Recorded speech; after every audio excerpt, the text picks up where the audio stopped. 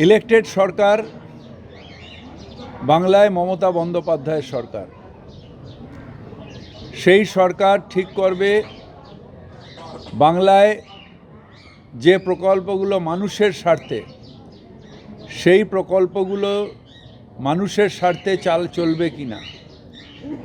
যেমন ধরুন, আমরা এখানে স্বাস্থ্যসাথী, যেটা সবাইকে, সবার জন্য স্বাস্থ্যসাথী। আর কেন্দ্রীয় যে প্রকল্প আয়ুষ্মান ভারত, আপনার বাড়িতে টিভি আছে কি না, আপনার বাড়িতে স্কুটার আছে কি না, আপনার বাইক আছে কি না, আপনার রোজগার কত, এই সব করে আয়ুষ্মান ভারত সেই প্রকল্প আজ সারা ভারতবর্ষে মুখ থুবড়ে পড়েছে। তাই বাংলার মানুষকে প্রকল্প দিয়ে মুখ থুবড়ে পড়ার প্রকল্প দেব, না যে প্রকল্প দিয়ে বাংলার মানুষকে সেবা করা যাবে সেই প্রকল্প দেবে।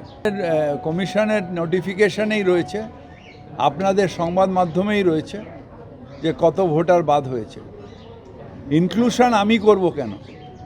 যদি আমি ভারতীয় না হই, আপনি প্রমাণ করুন যে আমি ভারতীয় নই। কালকে এর অভিষেক ব্যানার্জি বলেছে, আপনি প্রমাণ করুন যে আমি ভারতীয় নই।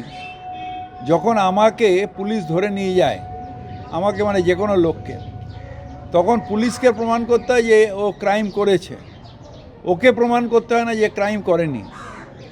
তাই আপনি প্রমাণ করুন যে আমি ভারতীয় নয়। আমার নাম আপনি কেটে দেবেন আর তৃণমূল কংগ্রেস আঙুল চুষবে, এটা হয় না। একটা ভোটারের জন্যও তৃণমূল কংগ্রেস লড়াই করবে।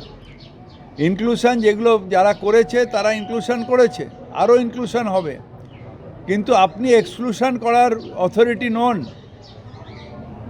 আমি ভারতে আছি, ভারতবর্ষের মানুষ, আমার নাম ভোটার লিস্টে থাকবে, এটা আপনাকে এনশিওর করতে হবে। এটা আপনার কাজ, সংবিধান সেই কাজ আপনাকে দিয়েছে, সেই দায়িত্ব আপনাকে দিয়েছে।